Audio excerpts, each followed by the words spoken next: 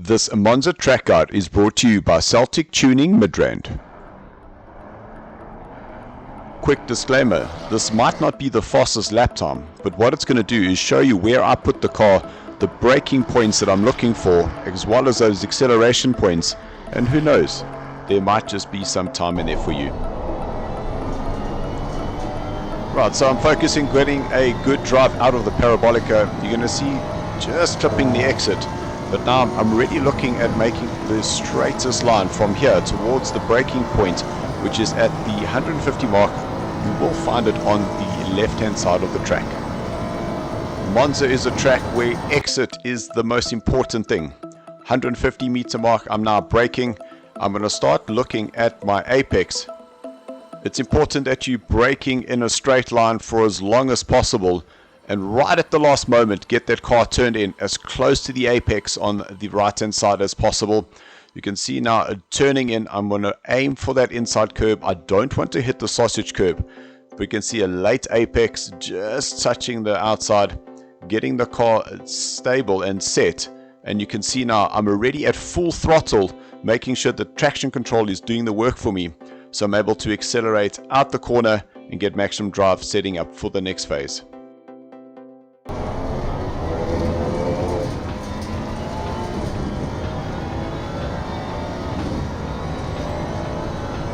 So through turn number 3, curva grande, don't go too wide on the exit.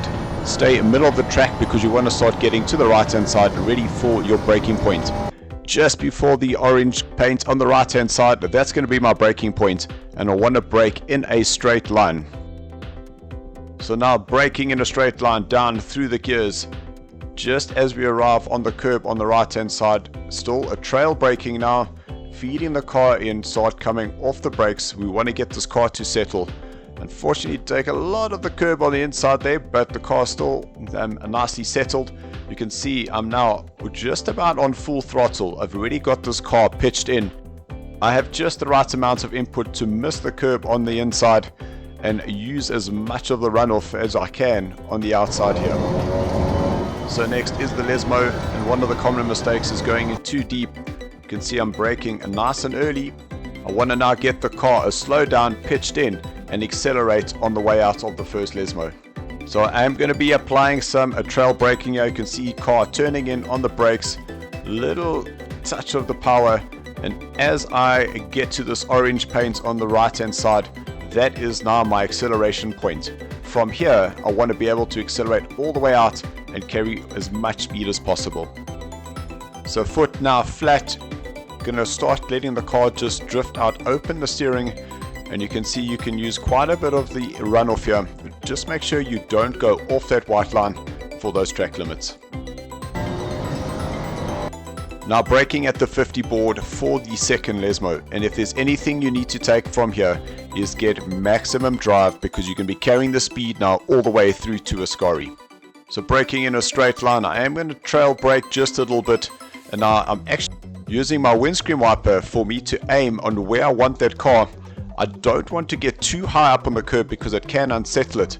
So you can see here I'm just going to roll over it slightly, let the car then go out on the runoff on the exit. Keep the car straight there. There's no need to try and swerve it back. That can unsettle the car. Run it as straight as possible for as long as you can, then you can peel off.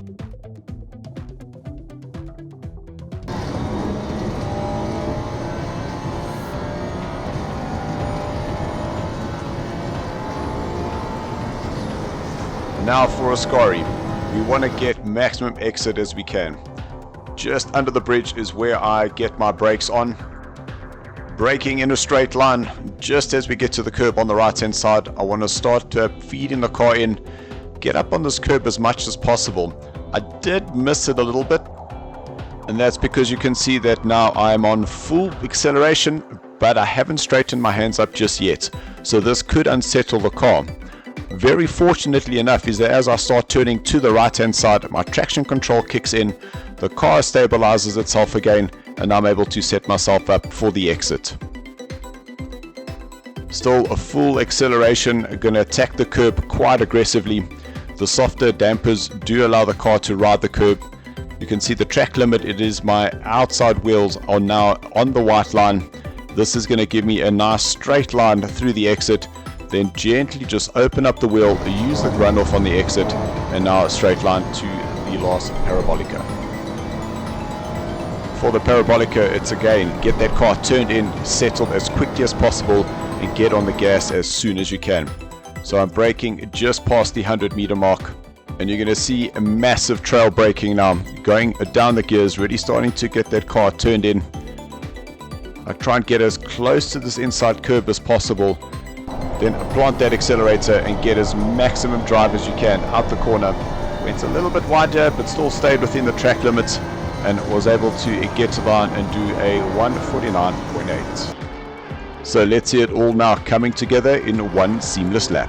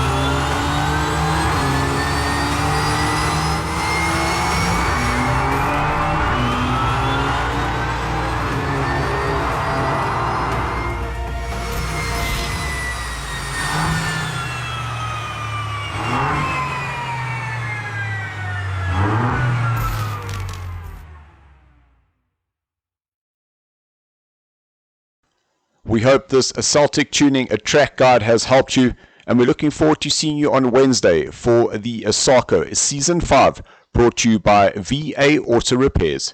Thanks for watching, yos.